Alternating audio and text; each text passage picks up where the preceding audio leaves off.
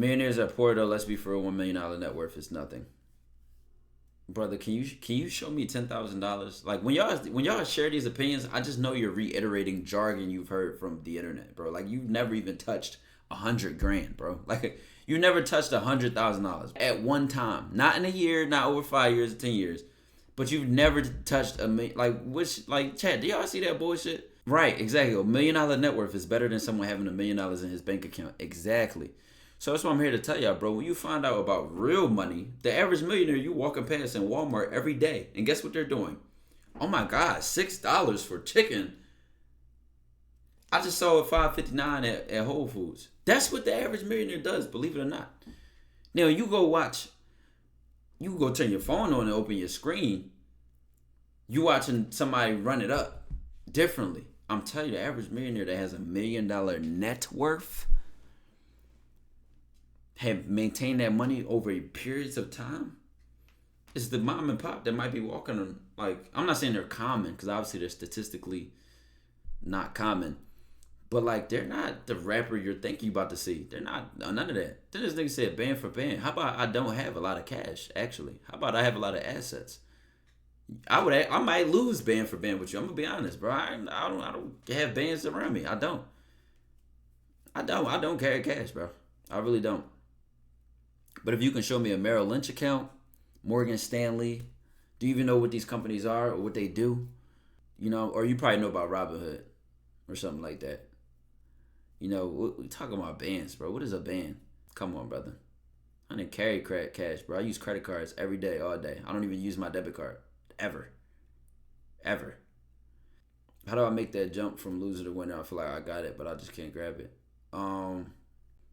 It's not something to grab, bro. It's just the consistency. Hold yourself accountable. Roth account.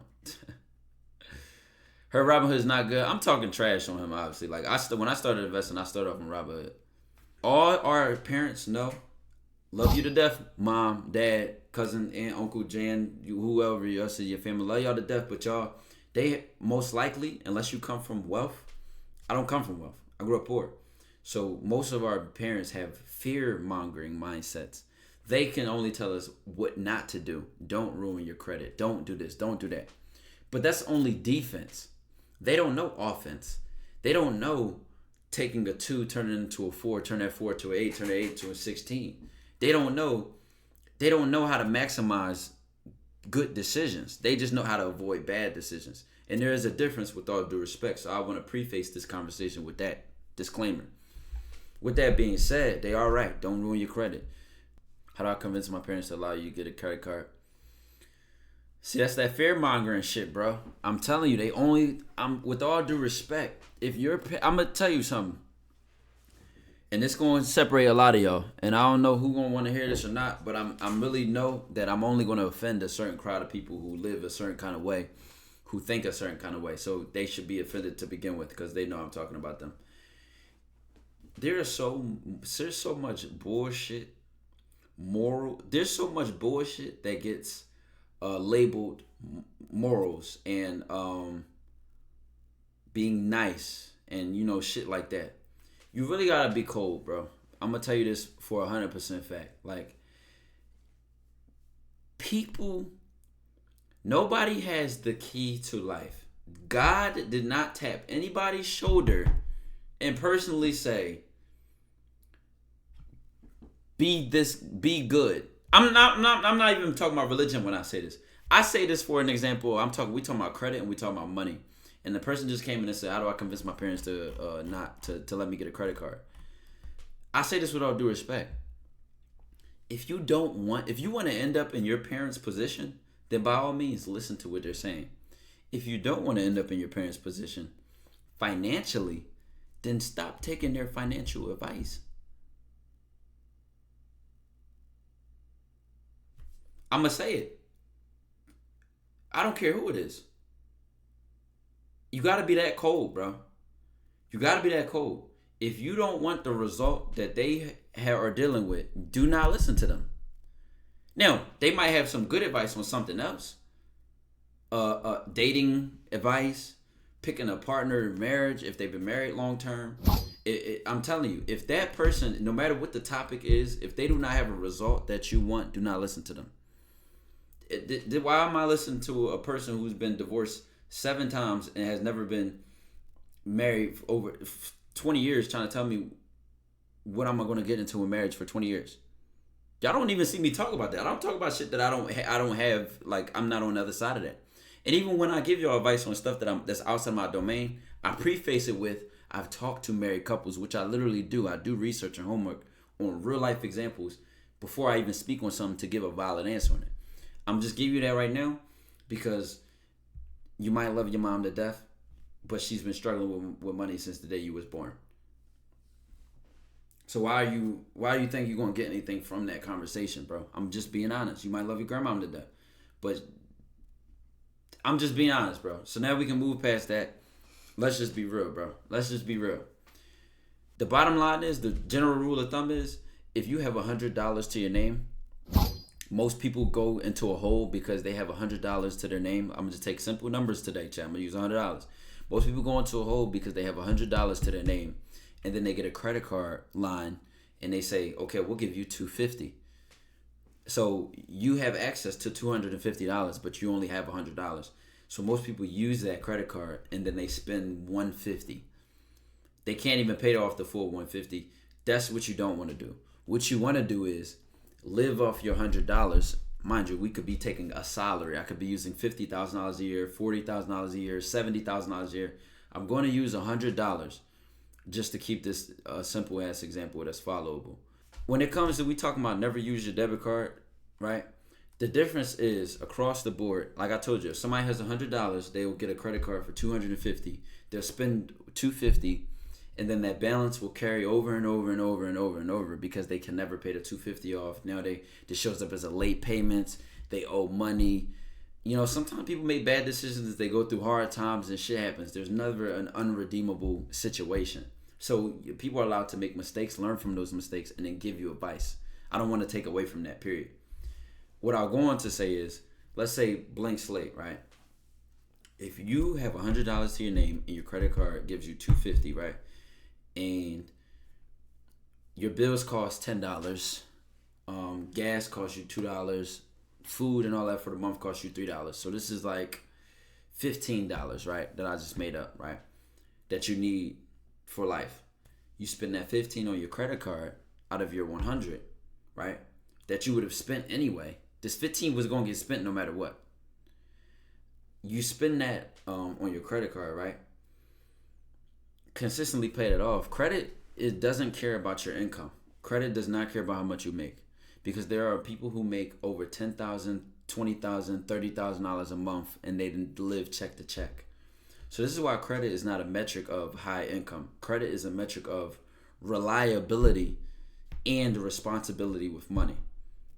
Somebody could make bare minimum just to be beating minimum wage, but have a high credit score because, you know, they always pay stuff off on time. They never take more than what they need, etc. Keep this in mind. All this stuff is on YouTube, for sure. I've learned this stuff from books, YouTube videos, mentors. I'm putting all together knowledge. I'm just giving it to y'all straight, right? So credit is just essentially looking at you and saying how responsible you are with money. That's all it is saying.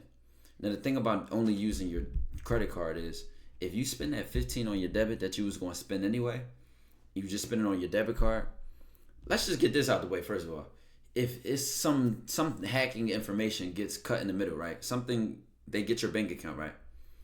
Your debit card goes straight to your savings and your checkings. They clean you out. You know how hard it is to get your money back off that? Credit cards have systems in place for that. Credit cards are way more protected, way more better at disputing bullshit charges and hacks and stuff like that. So if they clean out your savings and your checkings, that money's gone. If somebody scams your credit card, you still have your money because you never paid off your credit card. And then in the meantime, you could just dispute that. So you never lost anything. So when that money comes out of your checking, that shit's gone. Like, that's your checking. Until maybe you beat it or whatever you go through. But that money is gone, bro. Like, there's, where are you pulling the money from? It's gone. You know what I mean? So let's just get that out the way. That was the easiest one to knock out. Number two, when you think about some of these cards, let's take Cashback. Cashback is getting a dollar or something, a percentage back. I was going to say a dollar because some people don't really understand percentages, so I was going to make it simple. But you get a percentage back on every dollar you spend. When you spend your debit card, if you spend $5, that's just $5. If I spend $5 on a cashback card, I might get 50 cents back every time. Now that's a 10%, but that's high as fuck. That's usually they're not 10% cash back. That's not a usual percentage. But I get money back every time I spend $1, bro, on cash back. I get money back every time. My debit card, I don't get nothing. That money, that dollar is just $1 gone. Cash back is one thing. It's getting money back every time you spend money anyway. Then you be having like points. They use points. Some cards have perks and benefits. Like for example, I got these Amex cards, right? And I get Uber Eats credits. Now for my gold joint, I think it's like $10, and then my platinum joint, I get 15. That's $25 in free Uber money I get monthly. That's a whole meal for real. That's a meal they paying for every month just off the credit card. Now they will have yearly fees. Some of them have yearly fees and shit like that. I don't know why that word. I just read freedom and flex in the chat. But credit cards come with so many benefits. You get into the higher shit though. You get into the higher shit, right? You ain't got black. I could easily qualify for black. I just got my Amex card though. Black is something like you just need to spend $250K a year. That's whatever the case may be. Just know that's not a problem. This is what I'm saying though. Losers make it about the biggest flex. Just be smart with your money. You can start with a Discover card, right? But let me tell you something. You'll run into a road bump with your credit. Let me give you an example check. Because I ran into this when I first started making money, right?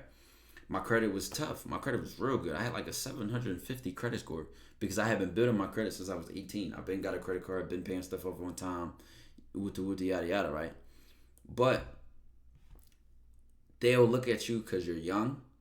So you 9 times out of 10 don't have a credit, you don't have credit strength. You don't have credit strength. So how can I explain this? Like they'll look at you like, okay, you've been paying stuff off, right? Your credit history is young too. That's one thing. But they also look at you and say, well, nobody's really ever gave you any money. You've never paid off any amount. Nobody's ever loaned you any money. How do we know you can handle big money? Number one. And then number two, you don't wear your bills. Have you ever paid rent for it? Have you ever lived somewhere for 2 years and paid rent consistently for 2 years? Have you ever had a car note? Like, has anybody ever given you money? Like, who are you? What can you handle? Yeah, you've been paying your groceries off every week, but who knows you can handle some big money and handle big shit? So you'll have a high credit score, right?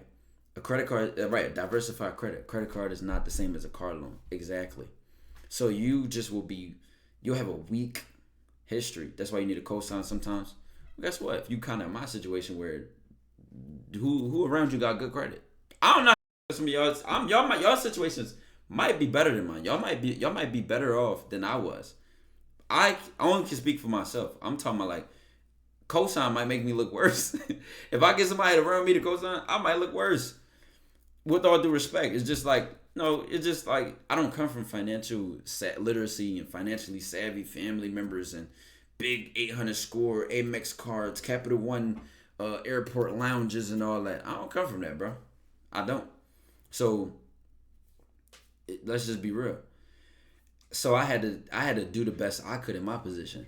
Do you pay off your statement at the end of the month or pay it off that transaction? You pay it before your due date and make sure that you have minimum to no balance, anything from 3 to 10% before the statement date. Your statement date is different from your due date. You could pay off your money on your due date, right? And your due date be like the 15th. And then you buy something for $500. And now your statement is showing that you owed $500 to the credit card. And that you didn't pay that. And that the balance carried over. But you want to pay it before that payment date because you don't want a late payment on your shit. That's horrible. What if you don't live in outside of America? Would it be the same? I don't know. I'm not sure. But I'm pretty sure there's business savvy, financially smart people in every country on this planet, bro. Even some of the poorest countries in the world. And You find out what they doing, bro. Another thing too is, chat, most people just don't even know where their money be going. It's an app called Mint, Mint, and they'll show you everything. All your credit cards, all the balances, all the different accounts you may have, even the investing accounts you have, and they'll put it all there. And you will be able to just check your shit on your phone. Like, damn, how much did I spend at such and such? What did I spend here? Damn, how much did that? Like, it'll keep all track of it, you know. You don't really want to be paying bills off of memory. Like, I used to do that. I used to like try to remember my bills. Like, what did I pay? And mind you, I never missed a bill, but it's just like I'm over here calculating like what did I paid. Cause you never know if something is on auto pay or not, bro. Niggas be using Google Sheets and shit. Yeah, the difference is you have to type that in there manually. And you should still have that so you could track your shit monthly and put it all together at the end of the year. I mean, I have to do my taxes, so like I do my shit like that anyway, but like Met just makes it easy on a day-to-day basis. It automatically does it. Auto pay usually gives discounts. Exactly. Another thing, chat, when you having a credit card, right, increase that limit. Don't just have a Discover. Oh, I got my first card. It's a Discover card. I had it for a year and a half. My guy, increase that limit over time. I would say like every 3 months. Like, I don't know. I don't know the general rule for that. I'm just making that up. But increase that limit over time, bro. Increase that limit, because if you keep spending the same and your limit keeps going up, now your credit utilization looks good, because it looks like you're not spending all that you're given. Like, you're really good with living below your means. That's just all it looks like. You know what I mean? Literally got denied a car loan because of no credit history and got approved for 25% interest loan. 25%. That's not funny. That's a whole nother thing within and of itself, bro. I'm telling you, bro. I can say this now because I don't make this anymore, so it's not nothing big deal. But chat, I was making, bro. I'll say back then, like 20 grand a month, right? Mind you, this was early on, so I was making 20 grand a month, getting decline car loans. Not decline, but like they was giving me high ass interest rates. Or asking for a lot of money up front. But what I didn't understand is because I was 19, no credit history. Like, they would look, I'm a risk from a bank perspective. I was just thinking like, dog, I got the money. My credit score is 700 something. Like, what's up? Also, another thing too, my income history. See, now I have pay stubs. Now I got bank. Like, now I have so much different shit now. But it's like, I didn't understand the offense side. I had to learn on the job. I already had a lot of financial literacy stuff understood and explained. Like I said, told you I had that financial wealth advisor as a mentor. I read all them books, taught myself all that shit. But unfortunately, I don't even want to sound like a victim here. it's just real shit, because I didn't grow up in a financially savvy environment. I had to unlearn a lot of the bullshit I was taught growing up. So that's the hardest part for a lot of us that grew up struggling. We have to unlearn. The first step isn't even learning what to do. The first step is ripping out all the bad ways of thinking, all the harmful, small ways of thinking. Don't ruin your credit. Don't get a card. Don't do this. All the fear mongering. The first thing we have to do is unprogram that bullshit. Then, now we open the platform up to put on the real game. Game is game. And that's why I told y'all, bro. 2K2 Fake, I appreciate the 24 months. That's why what I told y'all. Pray today. Come on, man. That's why I told y'all the most important thing in the beginning of this conversation was, I don't care if it's your mom, your brother, your grandmom, your older sister, little sister. If you don't want the result that person has in life based on that topic, don't listen to them. I'm sorry, bro. Now, mom might see this and say, so you gonna trust this guy on the internet before you trust your own mother? Mom, I've been watching you struggle my whole life. You know, it's kind of safe to say you're not good with money. You're not good with money, respectfully. And if something needs to change, then somebody got to do something. You are allowed to be honest, bro. I'm trying to tell you, you are allowed. The truth don't care. See, what people do is they kill the messenger, or they get mad at the person saying it, or then they overreact and they're triggered now. But it doesn't change the fact. Like, That's one thing I wish I knew as a kid growing up. I always just told you, oh, you got a smart mouth. This is disrespectful. Is it disrespectful or is the truth making you uncomfortable? Which one is it? You know what I'm saying? Like, which one is it? And I'm not just talking about family wise, but even adults at school, even teachers and things like that. I always had a sharp mind as a kid, bro. Jay Abundant, I appreciate the T1 sub, bro. I'm telling you, I've been sharp since a kid, bro. And then now, I'm telling you, I got in trouble for talking too much, disrespectful this, smart mouth this, smart aleck this. And now I'm probably in better situations. Definitely financially. And money is not everything. I'm just using this as an example of that behavior back then was very indicative of me as a person. Bullshit was bullshit. I understood this as a kid, bro. Bullshit is bullshit. This whole respect your elders thing. If they disrespect me, Miss Stacy by the corner, you hearing from me. Right is right and wrong is wrong. That's how I live. Right is right, wrong is wrong. The facts don't care. So it could be my mother, it could be this random person over here. What's the facts? And are you mad again? Your reaction and our relationship doesn't change the facts. So the best I can do for myself is lean towards the facts and make a better decision. And if you mad at that, continue to live how you want to live. But it's my life. Chat, that's what y'all got to realize. I don't care how old you is, bro. You will be 15 years old listening to this. Dog, you are the one going to serve the consequences for your life. Don't let your parents force you to go to school. I need to change the age thing. I'm 22 now. Listen, don't go to school for their reasons. If you want to, listen, I went to school. I had my own plan, though. I don't care how young you are, nigga. I opened my bank account when I was 15, bro. I opened my bank account when I was 15, because that's when I had my first actual job, and I hated that they was giving me checks. I wanted direct deposit. Dog, I made my mom go to the bank with me. Like, we set that account up, bro. You gotta. I'm telling you, you don't come from a lot of wealth. You don't come from parents who are like hands on your shoulder, do this, do that. Some people have that. My mom wants me to get a PhD. Right, do your mom even got a PhD? Like, respectfully, bro, why are we listening to people who don't even know what they're going to?